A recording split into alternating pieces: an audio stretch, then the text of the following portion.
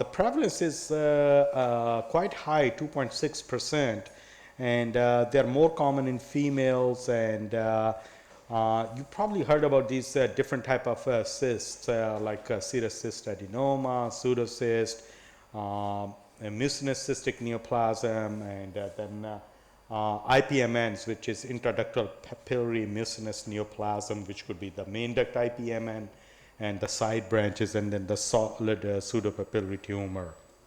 So pseudocyst and serous cyst adenoma, they're considered to be a benign entity. Sometimes serous cyst adenoma can coexist with the IPMNs, and but that is very rare, really. And but there have been cases like that. Okay. We're finding more and more pancreatic cysts. The reason is like you have a little bit of abdominal pain, and you get a CAT scan, or you get an MRI, or you get an ultrasound. So more, that's major reason we keep finding those. I'm going to just skip through that. Why we worry about the pancreatic cyst? Because some of these cysts could be could potentially carry a risk of developing into a cancer. And this is one of the retrospective study of more than 1,000 patients where they compared with the normal individual, more than 500,000. So these 1,050 patients were pancreatic cysts, with pancreatic cyst, and the others were like without any pancreatic cyst. 10-year follow-up. The patients with the pancreatic cyst had a much higher incidence of pancreatic cancer per 1,000 patients, which was 5.08 as compared to less than 1% or less than half a percentage point.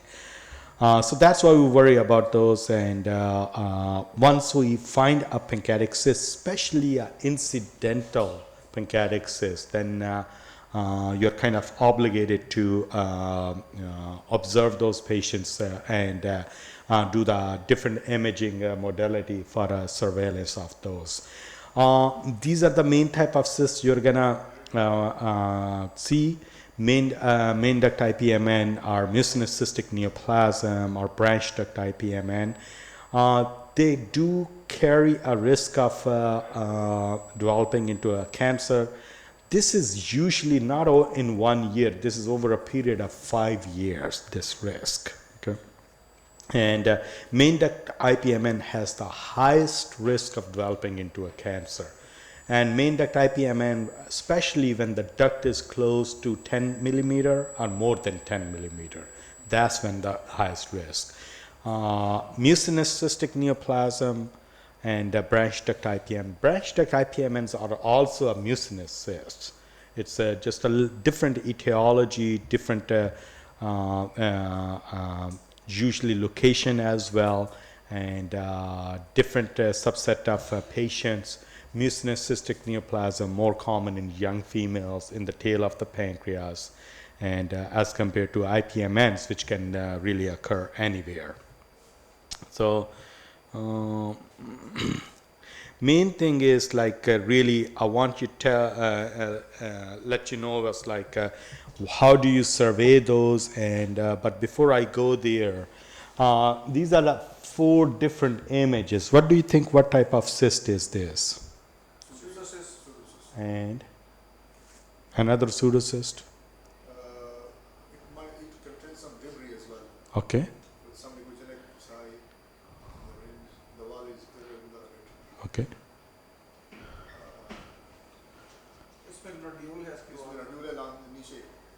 How you think this is a nodule? Some neural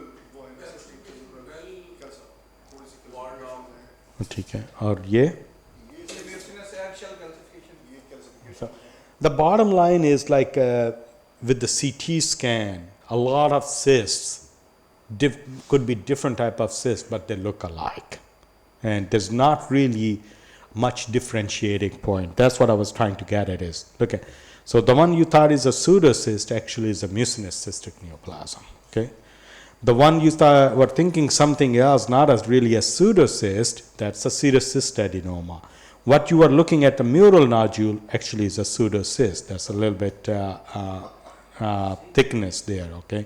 And the one you thought is a MCN is a solid pseudopapillary tumor. So, okay, the whole purpose of that was like CT and MRI images sometimes really they cannot differentiate, okay, and you end up doing a EUS and maybe sampling of those cysts based on different criteria. The criteria, when we started seeing this cyst more and more in the beginning 10-15 years ago, we went crazy after these cysts, and we were just sampling every cyst, be it 1 centimeter, 2, 3, 4, every cyst we were sampling. But over a period of time, we realized that really doesn't help, maybe even put patients at risk of complications. So now, major criteria for as long as the cyst is less than for me, as long as the cyst is less than 2 centimeter, but majority is 3 centimeter,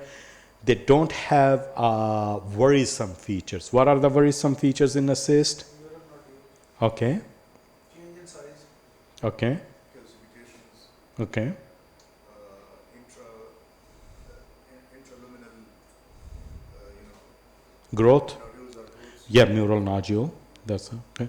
So majority of those main is like you take a look at the wall of the cyst, wall thickness of the cyst, mural nodule, growth or a mass in the cyst, and then increase in size of the cyst over a certain period of time. How much is that usually?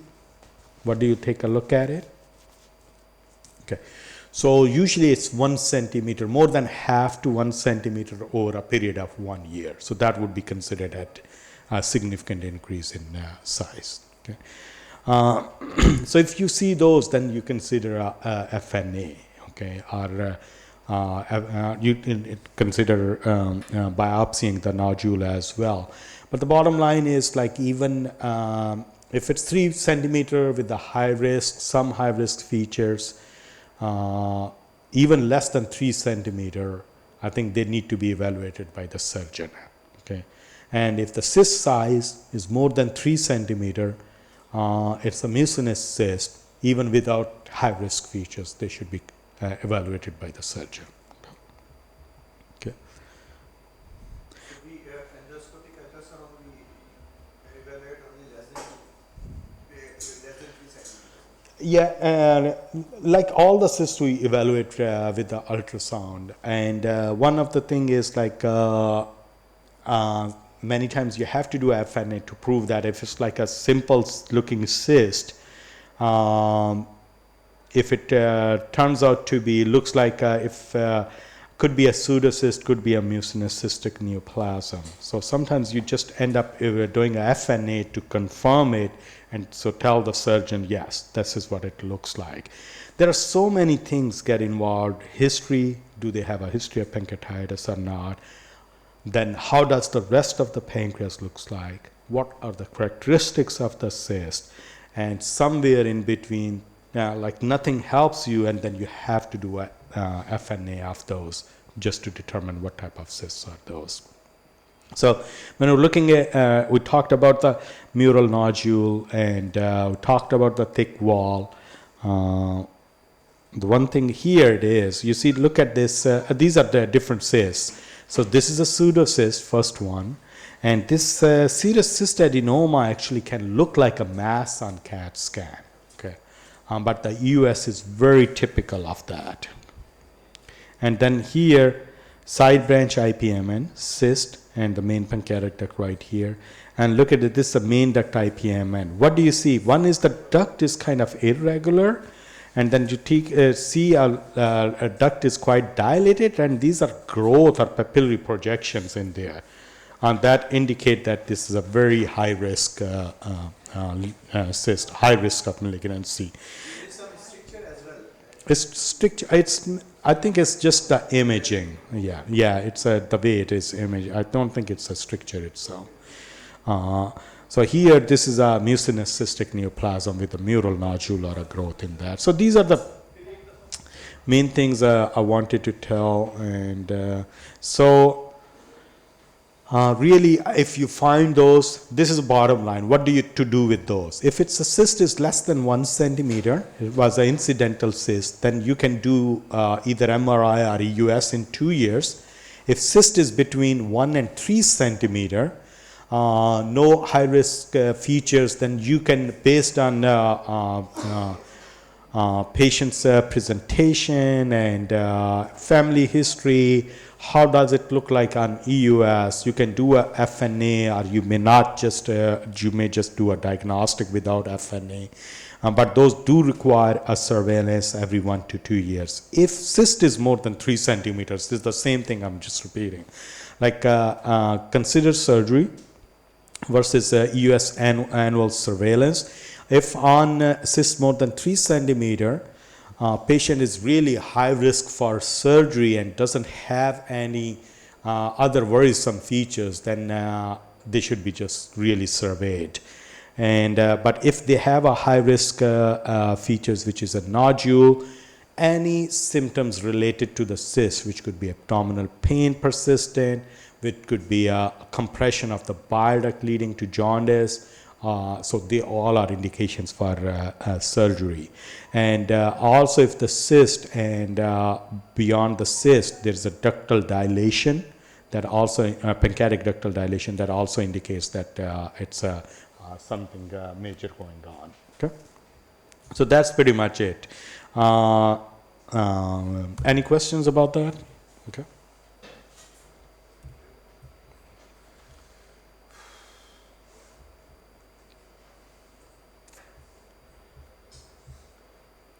I think it's that one of the things that's very important is also to see what the surgical experience is and where the cyst is. If the cyst is in the head of the pancreas, we're talking about a totally different surgery, and the surgical expertise also should be taken into account in a person who is otherwise looking okay.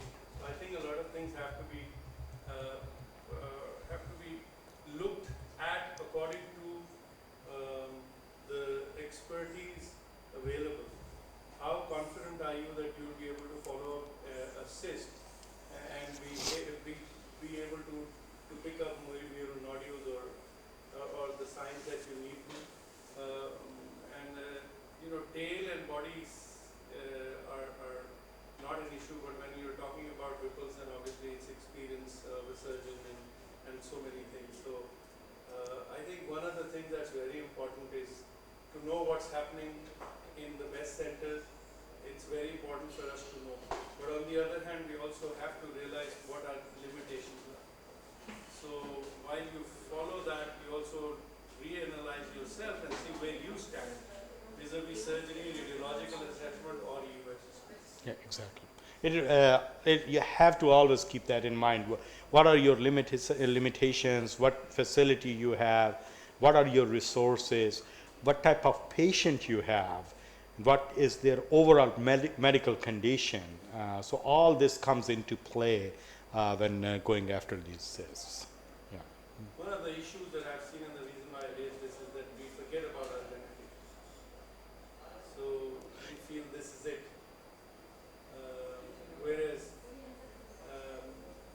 Khalid's unit is referred. Patients come from their own very large gastroenterology division that they have. So they have within their own hospital a reasonably busy gastroenterology and endoscopy group that refers them cases that are obviously difficult one way or the other. Mm-hmm. And they don't have a problem despite of the fact that they're working in the developed world in a big hospital, yet they don't have. Whereas in our part of the world, referring means you're not good.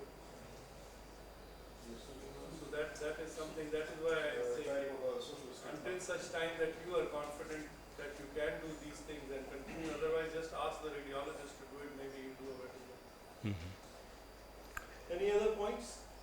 Any other questions other than this topic on EUS, because we're just going to be winding this up? So for example,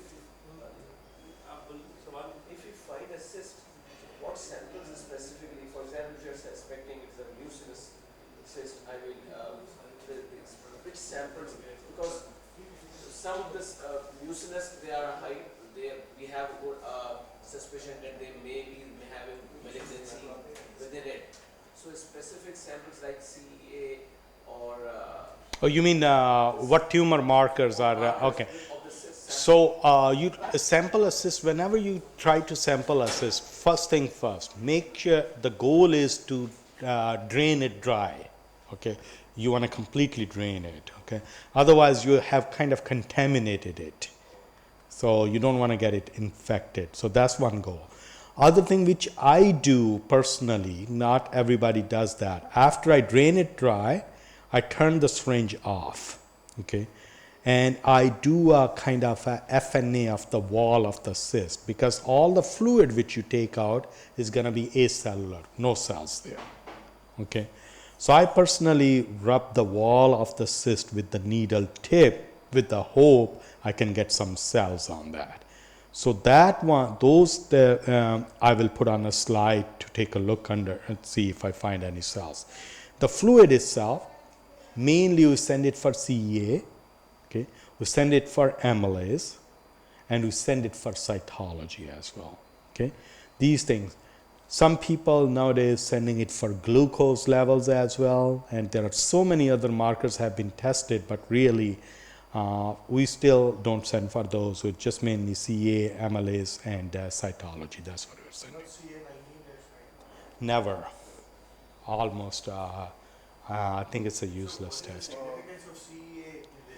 So there was a study like if you one of the early studies on this fluid analysis by Dr. Brugge, if the CEA level is more than 192 nanograms, I should say, per DL, then it is more suggestive of a mucinous cyst.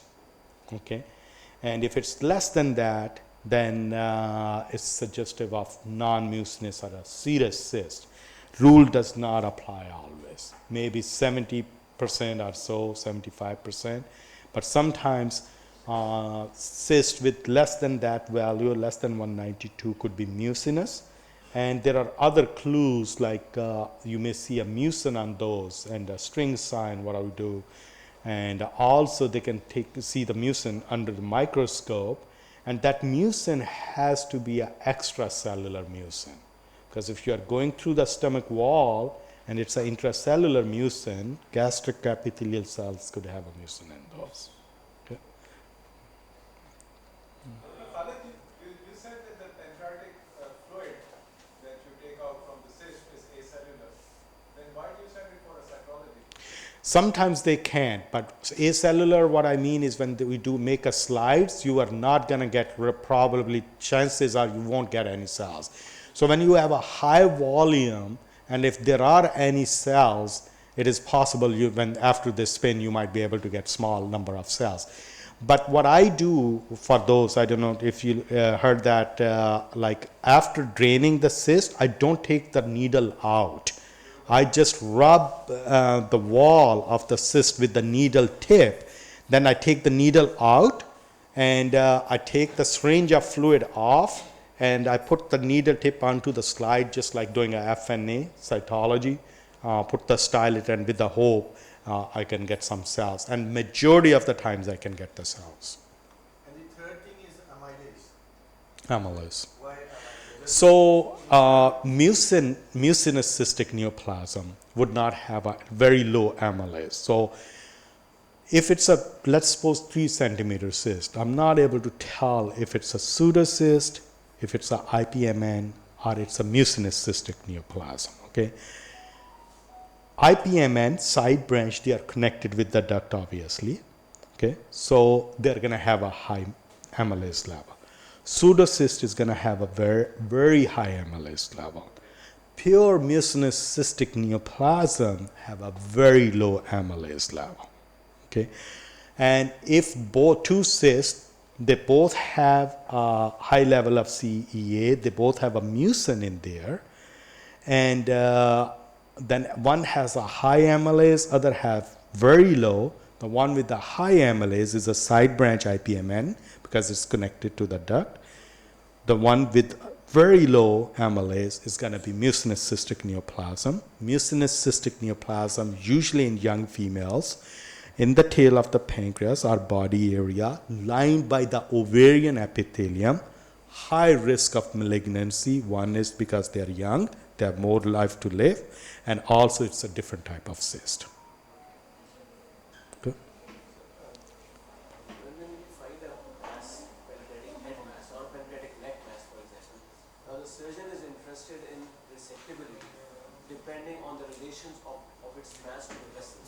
Now, for example, if it is portal vein is involved, it is unresectable. Now it is or No, let him finish the question. so Yeah. while making a